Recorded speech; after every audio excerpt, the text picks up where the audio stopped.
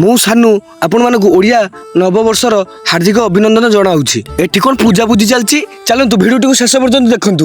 Hello ଗାଇ, ଜୟ ଜଗନ୍ନାଥ, ମୋର mini ବ୍ଲଗକୁ ମୁଁ ସ୍ୱାଗତ କରୁଛି। ମୁଁ ସାନୁ। ଏ ପୂଜା ଆଉ କେଉଁଠି ନୁହଁ, ଆମ ଏଇ ପାଖ ଗାଁ ଶିଶୁଆ ଗାଁରେ ହେଉଛି। ଏହି ଯଜ୍ଞଟି 2 ଦିନ ହବ ଚାଲୁ ରହିଥିଲା।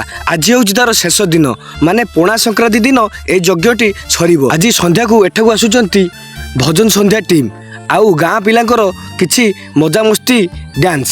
ତାପରେ ଆମେ ବୁଲୁ ବୁଲୁ ଆମର କୀର୍ତ୍ତନ ଜଜ ଦେଖା ଯାଇଥିଲେ। କୀର୍ତ୍ତନ ଜଜ ସହିତ ଦେଖା କରିସାରିବା ପରେ ତାପରେ ଆମେ ସିଲୁ ଭାଇଙ୍କ ସହିତ କିଛି ମଜାମସ୍ତି କରିଥିଲୁ। ସିଲୁ ଭାଇ ତ ପୁରା ଡରିଗଲେ। ତାପରେ ଆମର ଭଜନ ସନ୍ଧ୍ୟାର ମେମ୍ବର ମାନେ ଆସି ପହଞ୍ଚି ଯାଇଥିଲେ।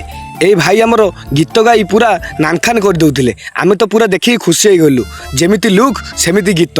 ନନ୍ଦିଘୋଷ ଭଜନ ସନ୍ଧ୍ୟା ଟିମ୍ ଖୁବ୍ ସୁନ୍ଦର ଭାବେ ଏଠାରେ ଭଜନ ପରିବେଷଣ କଲେ। ଏହି ଭଜନ ଶୁଣି ଆମ ଏଇ ପାଖ ଆଖ ଅଞ୍ଚଳର ଲୋକମାନେ ପୁରା ଖୁସି ହେଇଗଲେ।